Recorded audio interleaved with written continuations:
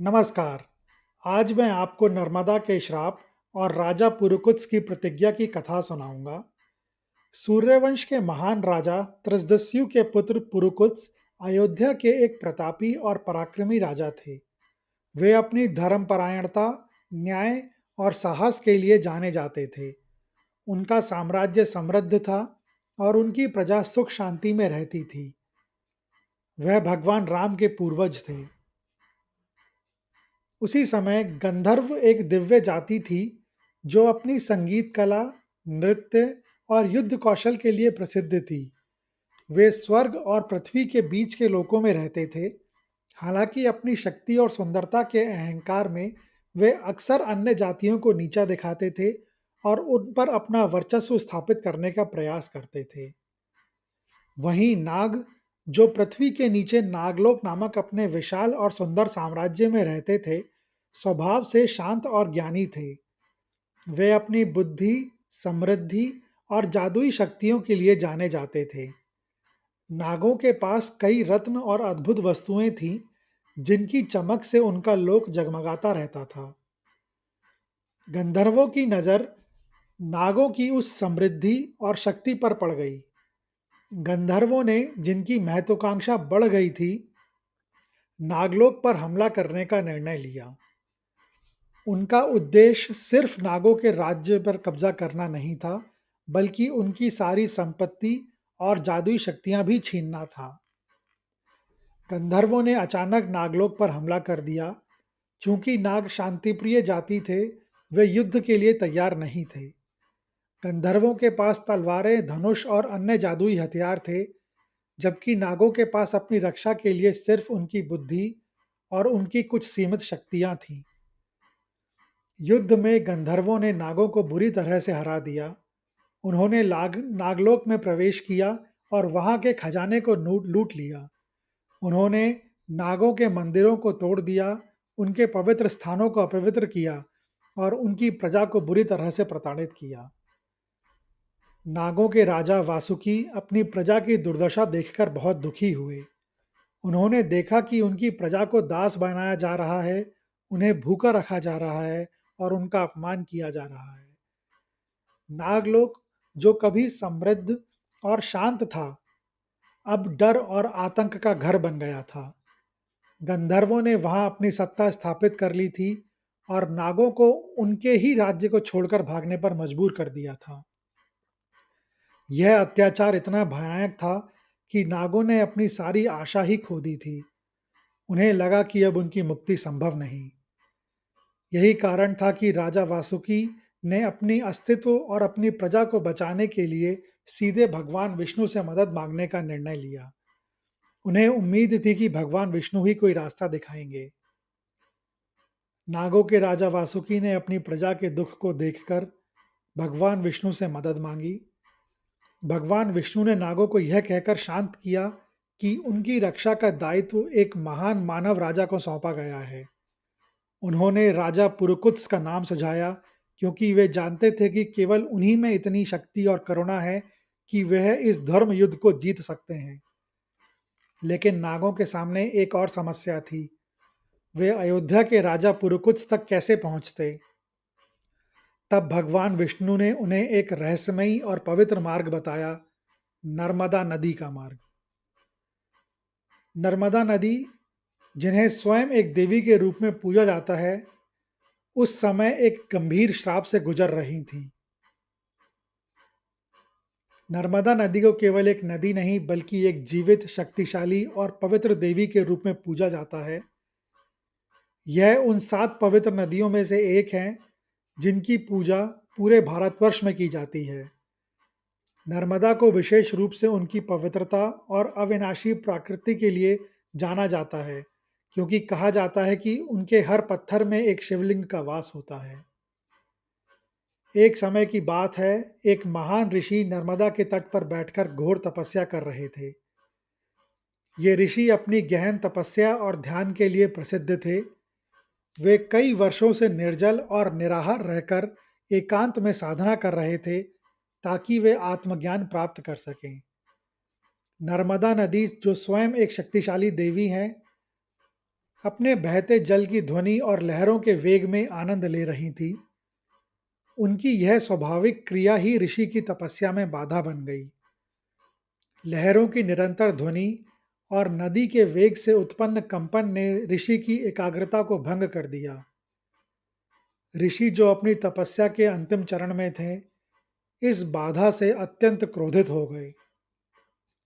क्रोध में आकर ऋषि ने अपनी तपस्या की सारी शक्ति एकत्रित की और नर्मदा को श्राप दे दिया। उन्होंने क्रोधित स्वर में कहा, हे नर्मदा, तुम अपनी चंचलता और अहंकार के कारण मेरी तपस्या में बाधा बनी हो। मैं तुम्हें श्राप देता हूं कि तुम अब पवित्र नहीं रहोगी और तुम्हारी पहचान एक असुर के रूप में होगी। तुम जिस तरह मेरी शांति को भंग कर रही हो, उसी तरह तुम्हारा जल भी अब दुख और अपवित्रता का वाहक बनेगा। नर्मदा, जो अपने स्वभाव में सहज थी, इस श्राप को सुनकर स्तंभित रह गई। वे बहुत दुखी थी। उनकी पवित्रता ही उनका सबसे बड़ा गुण था और अब वह उनसे छिन गया था। नर्मदा का जल काला पड़ने लगा और वह पीड़ा से कराहने लगी। उन्हें लगा कि उनका अस्तित्व ही व्यर्थ हो गया है। लेकिन जब ऋषि का क्रोध शांत हुआ, तो उन्हें अपनी गलती का एहसास हुआ। उन्होंने देखा कि उन्होंने एक निर्दोष और पवित्र देवी को केवल अपनी तपस्या में बाधा के लिए श्राप दे दिया है। वे सब पश्चाताप में भर गए। उन्होंने नर्मदा से माफी मांगी और उन्हें बताया कि इस श्राप से मुक्ति पाने का एक ही तरीका है। ऋषि ने कहा, हे नर्मदा, मेरे श्राप को वापस लेना मेरे बस में नहीं है, लेकिन मैं तुम्हें मुक्ति का मार्ग दिखाता हूँ। यह श्राप तभी समाप्त होगा जब कोई महान सूर्यवंशी राजा तुम्हारी सहायता से गंधर्वों का वध करेगा और तुमसे विवाह करेगा। यह शर्त नर्मदा के लिए एक आशा की किरण थी।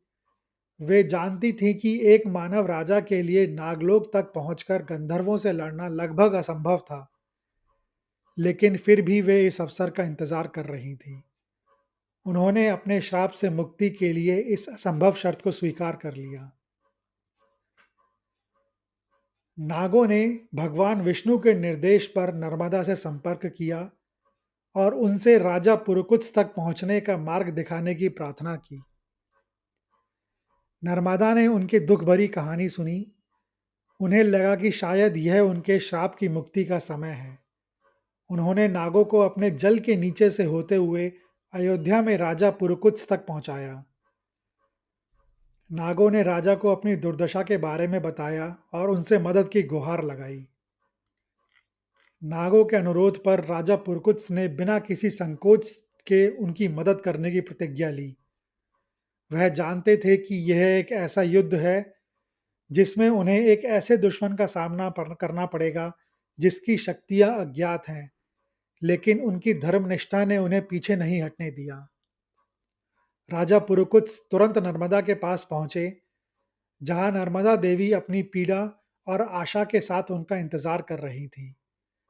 नर्मदा ने राजा को बताया कि उन्हें नागलोक तक ले जाने के लिए राजा को उनके जल के भीतर से होकर गुजरना होगा, जो श्राप के कारण अपवित्र हो गया था। यह एक राजा के लिए बहुत बड़ा जोखिम था, क्योंकि कोई भी अपवित्र जल में प्रवेश करके अपनी शक्ति खो सकता था। लेकिन राजा पुरुकुत्स ने नर्मदा के प्रति श्रद्धा और विश्वास दिखाया। उन्होंने पूरी विनम्रता से नर्मदा से कहा, हे देवी, आपकी शुद्धता और पवित्रता आपके श्राप से अधिक शक्तिशाली है। मैं आपके माध्यम से ही नागों की रक्षा करूंगा। राजा ने नर्मदा के जल में प्रवेश किया और उनके जल के भीतर से होते हुए नागलोक पहुंचे। यह उनका अपनी प्रतिज्ञा और नर्मदा के प्रति एक गहरा समर्पण था। जैसे ही राजा पुरुकुत्स नागलोक पहुंचे, वहां का दृश्य देखकर वह क्रोधित हो गए। उन्होंने देखा कि गंधर्व नागों पर अत्याचार कर रहे थे और नागलोक का भव्य साम्राज्य खंडहर में बदल गया था। राजा ने तुरंत अपनी तलवार निकाली और गंधर्वों को युद्ध के लिए ललकारा। राजा पुरुकुत्स और गंधर्वों के बीच एक भीषण युद्ध हुआ, गंधर्व जो अपनी संगीत और युद्ध कौशल के लिए प्रसिद्ध थे, अपनी पूरी शक्ति के साथ लड़े, लेकिन राजा पुरुकुत्स का पराक्रम और उनका क्रोध गंधर्वों के लिए भारी पड़ा। उनकी तलवार से निकली हर चोट धर्म और न्याय की शक्ति से भरी हुई थी। राजा ने गंधर्वों के कई प्रमुख योद्धाओं को मार गिराया। अंत में पुरुकुत्स ने गंधर्वों के राजा का वध किया और उन्हें नागलोक से खदेड़ दिया। नागों को उनकी स्वतंत्रता वापस मिली और नागलोक में शांति बहाल हो गई। नागों ने राजा पुरुकुत्स को अपनी जान बचाने के लिए धन्यवाद दिया और उनका सम्मान किया। नागों की रक्षा के बाद राजा पुरुकुत्स वापस नर्मदा के पास पहुंचे। राजा पुरुकुत्स ने नर्मदा देवी से विवाह करने का प्रस्ताव रखा। नर्मदा ने राजा का प्रस्ताव स्वीकार कर लिया। उनका विवाह केवल दो प्राणियों का मिलन नहीं था, बल्कि एक गहरा आध्यात्मिक और प्रतीकात्मक मिलन था। यह मानव पराक्रम का प्रकृति की शक्ति के साथ मिलन था। राजा के शौर्य ने नर्मदा को उनके श्राप से मुक्ति दिलाई और नर्मदा की पवित्रता ने राजा के जीवन को एक नई दिशा दी। नर्मदा का श्राप समाप्त हुआ, उनका जल फिर से पवित्र और निर्मल हो गया और वे अपने पूजनीय रूप में वापस आ गईं। यह कहानी हमें कई महत्वपूर्ण बातें सिखाती हैं। यह कहानी हमें सिखाती है कि हर कर्म का एक फल होता है, चाहे वह अच्छा हो या बुरा। ऋषि के क्रोध ने नर्मदा को श्रापित किया, लेकिन उनके पश्चाताप ने ही श्राप से मुक्ति का मार्ग भी दिखाया। राजा पुरुकुत्स का कार्य केवल नागों की मदद करना नहीं था, बल्कि धर्म और कर्तव्य का पालन करना था। उन्होंने एक कमजोर पक्ष के लिए लड़ाई लड़ी, जो उनके नेतृत्व की सहायता की महानता को दर्शाता है। नर्मदा का श्राप में होना और फिर राजा द्वारा मुक्ति पाना, यह दर्शाता है कि प्रकृति का सम्मान करना कितना महत्वपूर्ण है। यह कहानी हमें यह भी याद दिलाती है कि प्रकृति भी एक शक्तिशाली और पूजनीय इकाई है। यह कहानी सुनने के लिए धन्यवाद। अगर आपको यह कहानी अच्छी लगी हो, तो कृपया इस वीडियो को ज़्यादा से ज़्यादा लोगों के साथ शेयर करें, लाइक करें व चैनल को सब्सक्राइब करें। कमेंट्स बॉक्स में लिखें, नर्मदे हर।